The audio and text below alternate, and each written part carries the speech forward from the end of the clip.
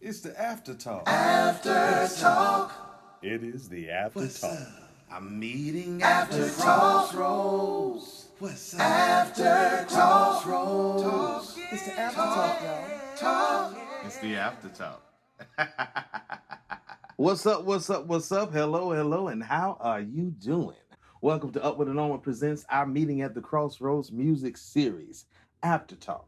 Now, the After Talk is where we actually get a chance to go back a little bit and focus in on some of the interviews that we had earlier in the year with some of the artists. So sit back, relax, snap on the seatbelt, do whatever you got to do, grab some popcorn because we're about to get nitty gritty and get a little bit around the edges of things, if you know what I mean.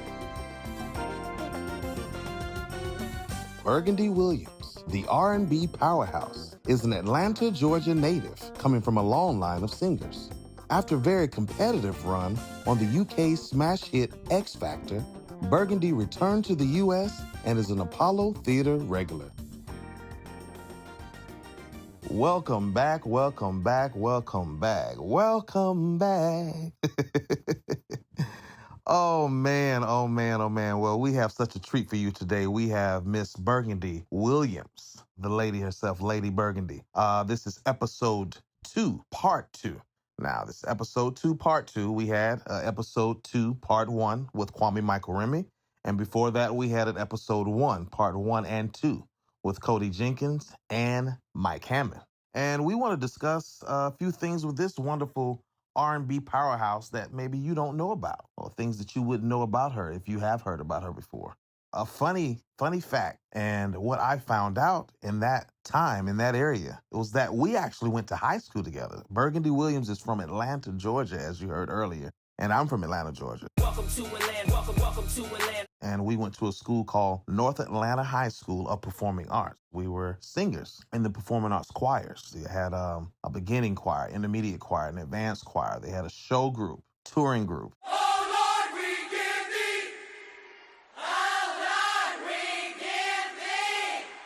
And we were part of some of those things, different areas under the same umbrella. But we knew each other back when we were young. And the way I found that out, so when I had to do the interview with her for Upward and Onward Presents our meeting at the Crossroads video music series, obviously introduced to her by Kwame, who met her in New York doing a few club date gigs. But he told me about a young lady that he's had the pleasure of sharing the stage with that I might know. Because he didn't really know, but he figured that we might know some of the same people. So obviously I did my research before I interviewed her, and I got a chance to, look her up online, YouTube, Facebook, Instagram, you name it. And I saw so many mutual friends that we have in common. And that's not uncommon when you're in the same career setting or, even the same city for that matter, but friends from our childhood. And I was like, wait a minute, how does she know this brother? How does she know a Hanif Stubbs or Jamal Stubbs or Tony Hightower? I mean, the list goes on. But yeah, we went to the same high school together. And I'm sure we knew each other then, loosely. Yeah, we went to the same high school together. We were both in ROTC, not together, not at the same time, because we were in different grades. I'm not going to tell you who was younger or older,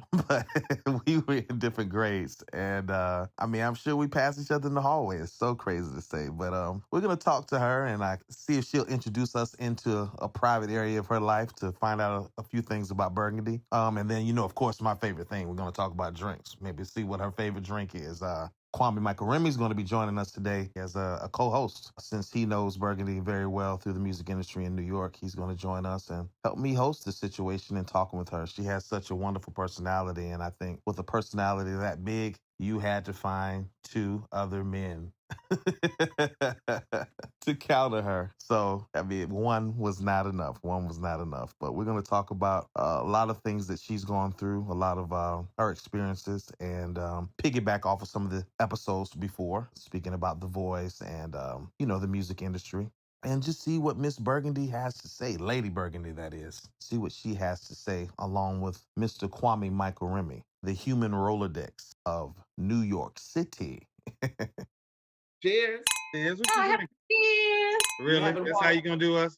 I had to grab a little libation for this I fun wasn't conversation. ready. You wasn't ready. You can get ready. You got time. You prep a girl for some libations. I would have had to go to the stove. Do you drink it all? Unfortunately, yes, now I do. Thank you, New York.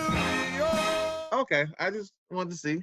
Yeah, for some reason, it's practically offensive to not drink when you're around everybody. So they buy you drink. It And then kind of before is. you know it, you like alcohol. And now What's your drink of choice? Ooh, I like brown stuff. Ooh. Really? One bourbon, one scotch. You like the You went brown straight for the hard stuff. She's smiling. I know, right?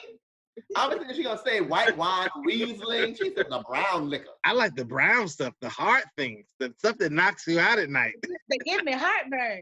They taste so good. People say I got a drinking problem. So I'm just making sure all my stuff is on silent. Can you Where hear my you- air conditioner? No, I don't hear it. You hear mine? It ain't really because I ain't got one. So talk to me about your life, because like you've been a soldier, you sold pizza, you've done everything. The soldier thing had me because I started off in and this is nowhere near what you went through, but I started off in high school as an ROTC, thinking that I was going to go into the armed forces years later. It was something that I was going to do for college because I got the scholarship for it, but I ended up not doing it based on something else that happened in my life at the time. So I kind of just got sidetracked or whatnot. But let me know about your road through working with the armed forces. Now, was this the Army? I was in the Army, yeah. Okay. If you don't mind touching on that a little bit, if you don't mind. Okay, so I was in the Army 8 years collectively, Army Reserve and the Army, active Army. I too was in ROTC at said high school. Crazy. Okay. I'm blown away right now, but we're gonna go back. So I don't know, life in the Army is different for everybody. Yeah. And I don't know, I had a hard time. I had a really hard time. Not because I didn't want to be there or I wasn't motivated, because I was at ROTC. I was groomed for it. I mean, I was ready. Yeah, they get us ready. It's some weird stuff that they do that you're like, am I really gonna go through this later on? It's like, yeah, okay, all right, well. I mean, I was looking forward to it. I was the only person that basically kind of like, when do we start? They was like, let me tell you, I got in trouble so much. They be like, William, every time I see your teeth, drop and give me 10. I was like, man, all right. So the first sergeant would call my name and they'd be like, Williams. I'm like, huh? Yes, sir, sergeant. And he's like, drop. I'm like, oh. There you go. You're like, damn it, you done set me up. Then all the drill sergeants kind of got in on it. And I tell you, I was strong as hell. You were what? I was strong, baby. I believe it. I believe it. I tried to join the Army choir, but someone weighed too much. So I was flying all the time. You have to be under a certain amount of pounds to be in the Army choir? To be in anything. So in the Army, they'll take you and they'll mold you into what they can. Right. So my body was way more dense, more muscle.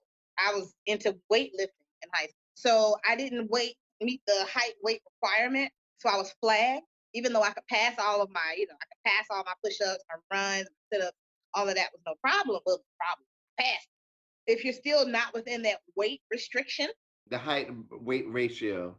Which is basically modeled after white women. But if you're not fitting that white woman mold, you'll get flagged. Yeah. And there'll be things that you can't do until you lift this restriction. Wow. And I was just never meant, even though I was 100 pounds lighter than what I am now, I was like maybe 110 pounds lighter than what I am now. I was still not good enough, which is why I was so glad to get out of the Army, because it's not going to be good enough. But you did 8 years though. I mean, that's strong because that was the hardest 8 years of my life. Because it's only required to do 4? You're only required to do your initial enlistment, but you're obligated to the country for a full 8, whether you're active reserve or inactive reserve. So a lot of people get out and do inactive reserve where you can call back. Okay. Or you can just go reserve and do 2 weeks. Gotcha. So I was like, I don't want y'all calling me if I ain't, I ain't fucking with y'all like that. Don't call me.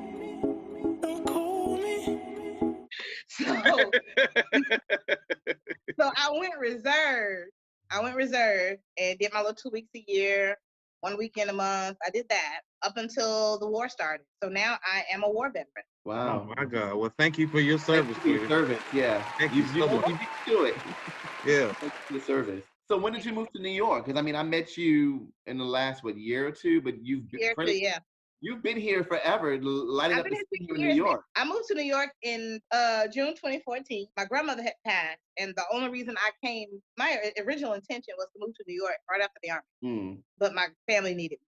So, a family call, you go with family. And my grandma died. I said, I'm not gonna stay here.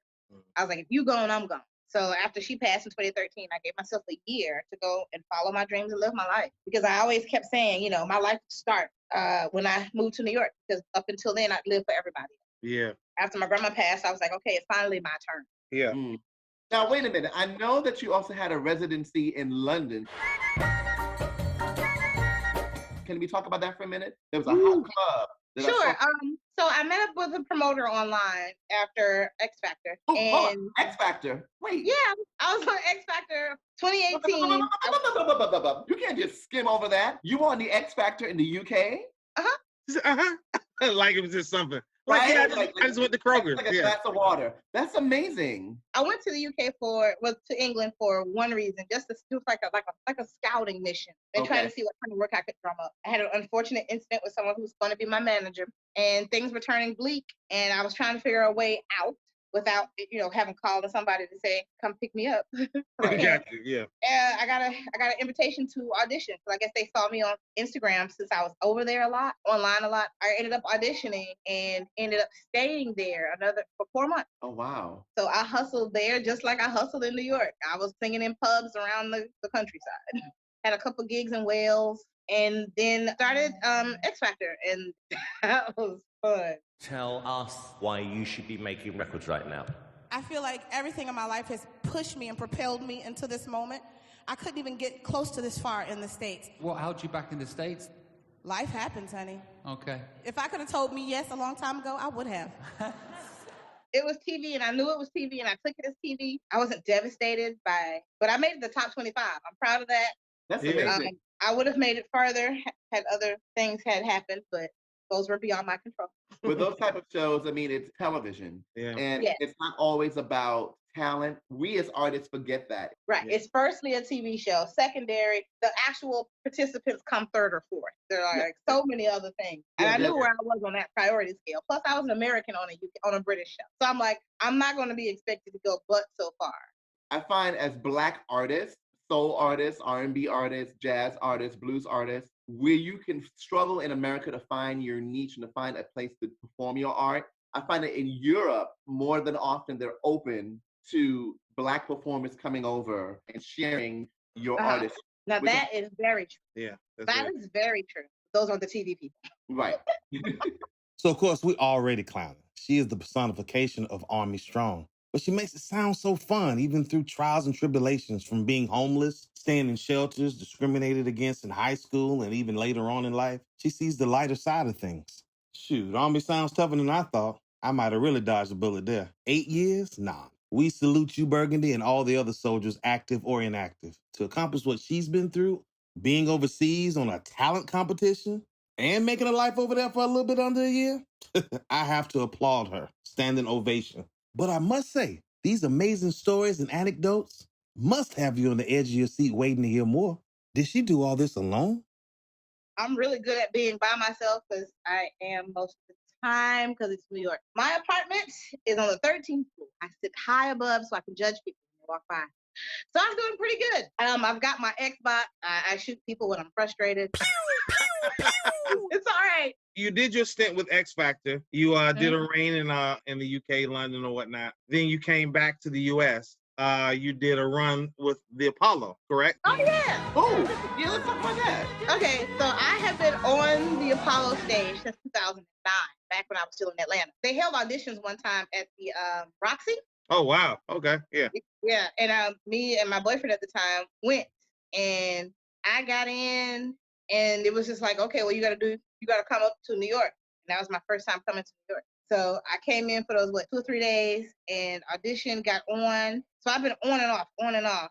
When I moved here, that first day I went to the Sugar Bar. The second day I came on a Tuesday, and they said you need to come on a Thursday, girl. You on the wrong night. Yeah. So I come to R&B night on Thursday. And I'm on stage singing because I only got on stage. And guess who's sitting in the corner? The talent coordinator for the Apollo. Oh, wow. And I'm on stage. She said, Burgandy, what you doing here? I'm like, Miss Kathy.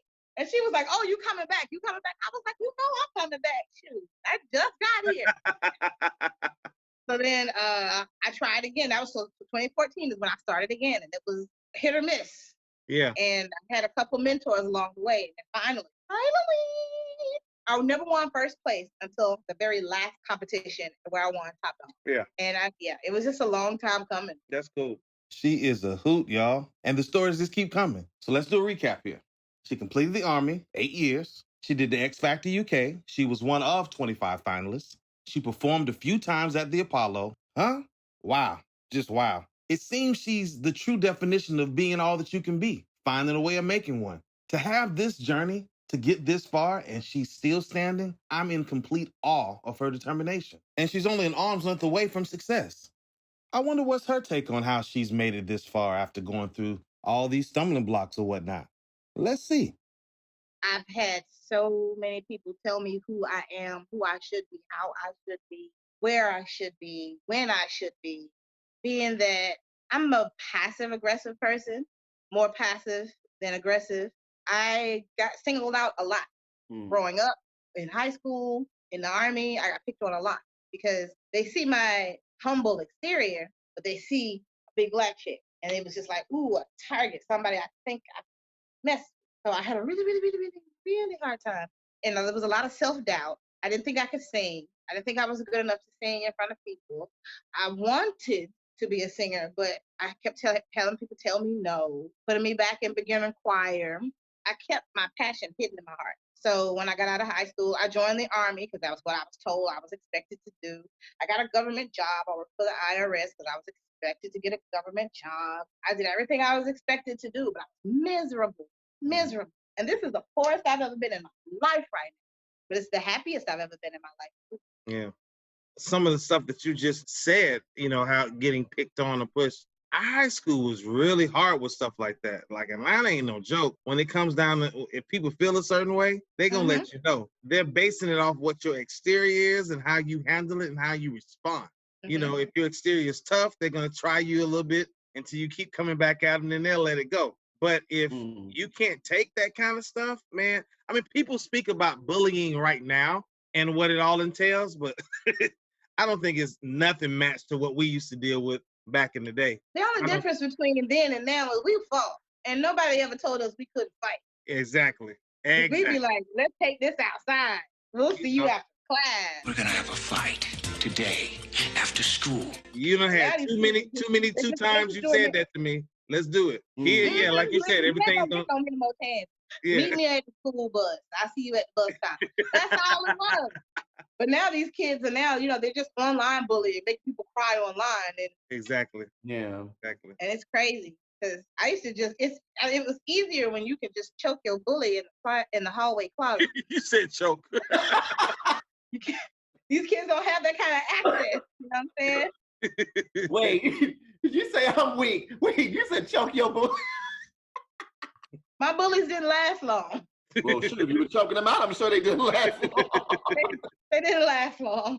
Oh my God, Burgandy. One fight, they were either my friends or they left me alone completely. Wow. Such amazing stories she has. Such an interesting young lady with such a big and fun personality. I'm so glad to be reunited with her and be reintroduced by Kwame, Michael Remy, our friend, who's gotten a chance to actually perform with her before in New York. To be able to interview her right now is such a pleasure to hear these fun anecdotes and just happenings that the ordinary person wouldn't know about. And speaking of things that the ordinary person wouldn't know about, let's see if she's able to drop a few more bombs on us and let us in on some cool happenings or cool things that she'd like to share with us before we leave. But we're so happy, so appreciative to be able to have her here on the After Talk. Something cool is about me that I died before. You what? Oh yeah, I died before. Oh yeah, hold up, wait a minute. Rewind. You can't just keep dropping these bombs.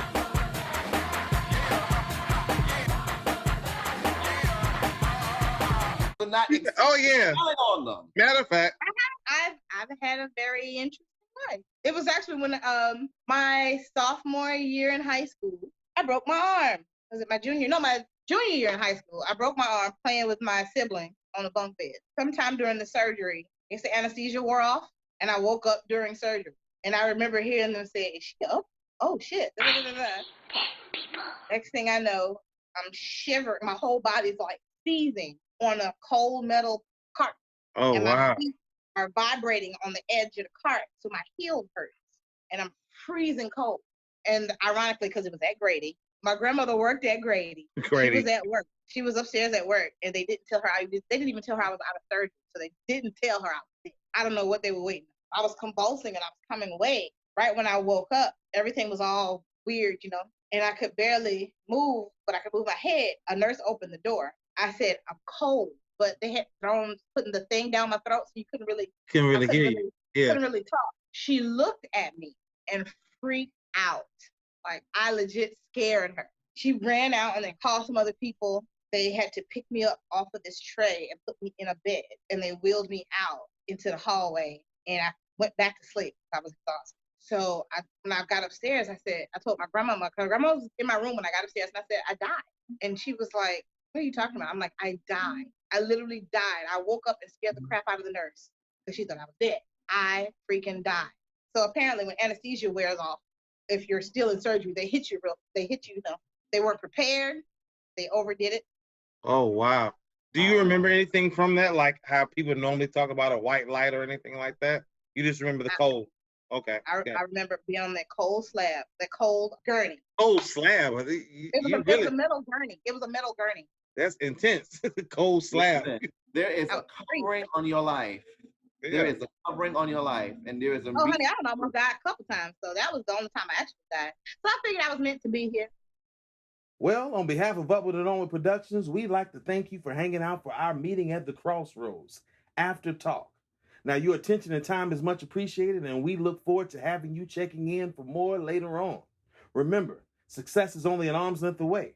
Stay safe, stay home if you can, and if not, keep practicing social distance with a healthy and cautious way of life.